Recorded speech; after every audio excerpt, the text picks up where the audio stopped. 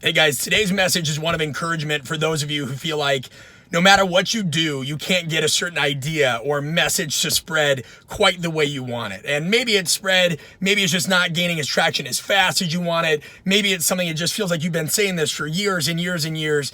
And it's not gaining the traction and you're not getting the following, or something's not working quite the way that you want it to. And I understand how that feels. Here's the thing, and I joke about this, although truth is said in jest. There is some reality to the fact that dead rapper syndrome is real. And I talk about that in that it seems like this thing in hip hop, and it's not meant to be insensitive, but the minute there's an unfortunate passing, people laud, oh, this person was the best, this person was the best. And that happens in life. When something becomes scarce, we value it more. And what I realize is that's even going to happen with my own work. At the end of the day, I just have two messages I try to spread to strength coaches, and they're pretty simple.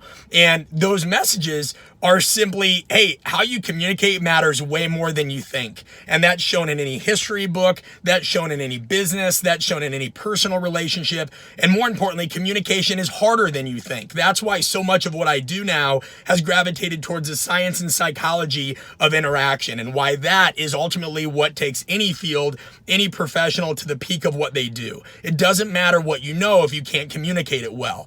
And I know that no matter what, there's just certain people that are never going to believe that because of Dunning-Kruger, because it's too easy in their mind's eye, because they think they're already good enough at it. So many of those things. The other message I have, and I've tried spreading to our industry now for a long time, is when I wish I would have learned sooner.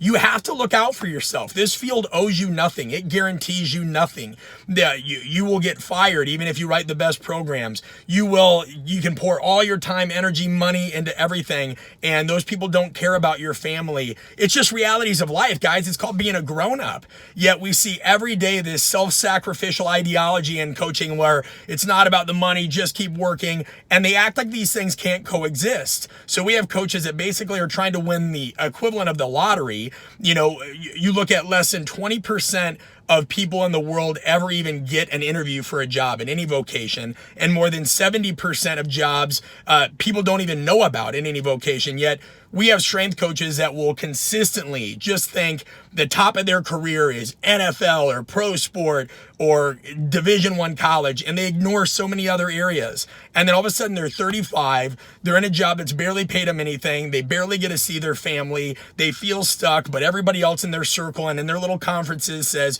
just keep grinding it out, brother, do this. And they never think bigger. They never think you could be really good at your job, but also learn the business side of it and have a life that you want, so you can spend time with family and you can be a great coach. There's not black and white. So I feel like it's going to almost be when I die, people are going to look back and be like, oh, all this guy was saying is that we need to take communication more seriously and that we should be more well-rounded professionals. And if we want to be selfless and give more to others, we actually have to be selfish and meet our own Maslow's hierarchy of needs.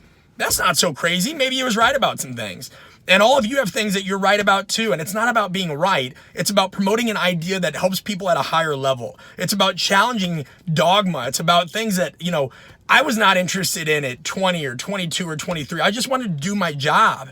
But then as you got more responsibilities and life goes on and you see the consequences of things, you wake up. So ask yourself this, are you really trying to spread an idea? Because if you're just trying to be right and get a following, then your message isn't worth it. But if you have an idea that can help people, it can save people thousands of dollars or hours of their life or broken relationships or any of these kinds of things, then just keep at it and know that there's so many people with you. I talk about it on my podcast.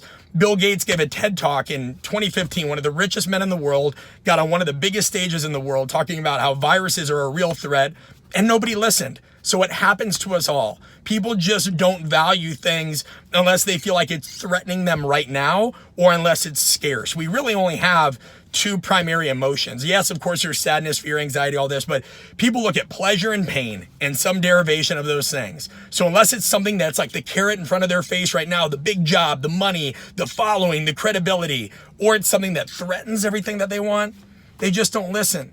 And so sometimes that's where you got to look at that Bruce Lee quote, the teacher appears when the student is ready. Be patient, stay true to your message. At some point it will, catch on. And really the people that get it and the people that are with you on it, those are the ones that you want in your circle anyway. You don't need everybody to gravitate to it. That's overrated. I say it all the time. I'd rather have 1,000 true followers on social media than 3,000 that just want me to post workout videos. And I'm still in that hole myself. I'll post something on communication, psychology, or job.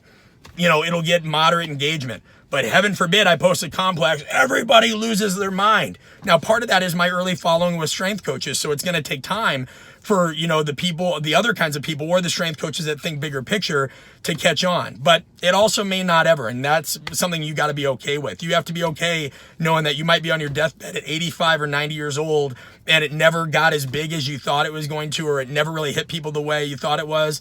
But never discredit the 5, 10, 100, 1,000, 10,000 people that took it to heart, changed their life, and you made things different for them and you woke them up, because that's how you really pass the torch. And maybe somebody else will connect with that message in a different way. That's leadership, guys. It's about the long term. It's about the long game. It's chess, not checkers. So stay encouraged. Stay on point with your message. Don't fret about following, about how quick things are blowing up. What's the popular thing of the day? Stay true to you, and the right people will find you.